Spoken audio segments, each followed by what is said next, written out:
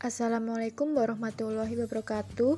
Kepada yang terhormat Ibu Melia Dwi Widayanti SPD MPD dan juga Ibu Sri Widayati SPD MPD selaku dosen pengampu mata kuliah Strategi Pembelajaran PAUD. Kami dari kelompok 6 akan mempresentasikan tentang model pembelajaran pencapaian konsep atau konsep learning. Adapun anggota dari kelompok 6 yaitu yang pertama Fikriya Sabila dengan NIM akhir 013, yang kedua ada Aisyah Fitri Ramadhani dengan NIM akhir 037, yang ketiga ada Miftahul Jana dengan NIM akhir 062, yang keempat ada Janatul Faizah dengan NIM akhir 069, dan yang terakhir ada Fatma Nurlaili dengan NIM akhir 070.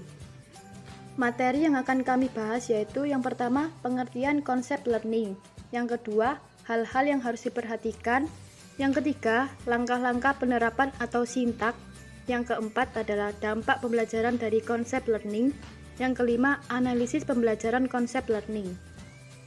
Pengertian konsep learning. Model ini dirancang untuk membantu mempelajari konsep-konsep yang dapat dipakai untuk mengorganisasikan informasi sehingga dapat memberi kemudahan bagi mereka untuk mempelajari konsep itu dengan cara efektif, menganalisis, serta mengembangkan konsep.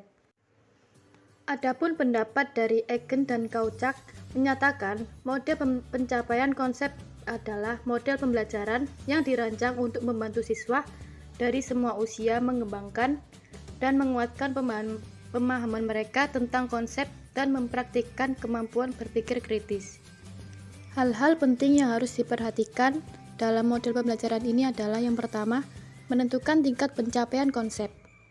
Tingkat pencapaian konsep yang diharapkan dari siswa sangat tergantung pada kompleksitas dari konsep dan tingkat perkembangan kognitif siswa.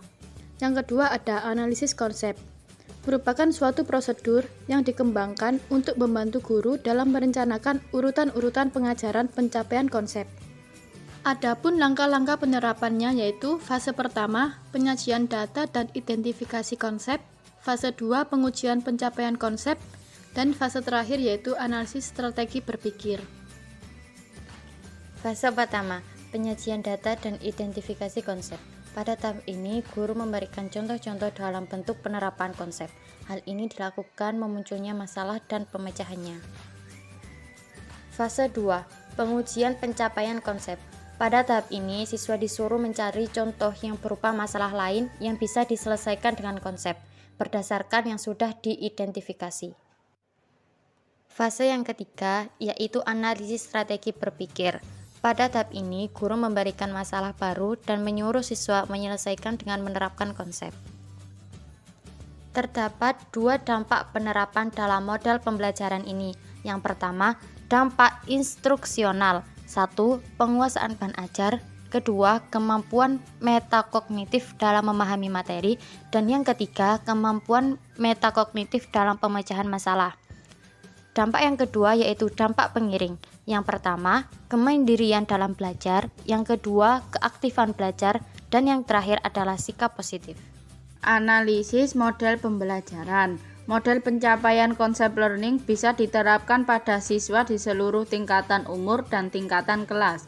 Ketika model ini diterapkan pada anak usia dini, materi untuk membuat contoh-contoh harus selalu tersedia dan perlu sedikit pengubahan untuk mempermudah mereka menggunakan contoh-contoh itu. Benda-benda dan bentuk-bentuk di sekitar kelas yang ditemukan di hampir seluruh kelas anak usia dini dapat digunakan sebagai contoh-contoh.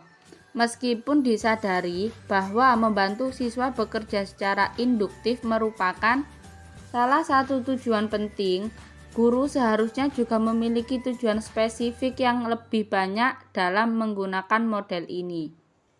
Berikut ini ada link video model pencapaian konsep learning. Sekian presentasi dari kelompok kami, kurang lebihnya mohon maaf. Wassalamualaikum warahmatullahi wabarakatuh.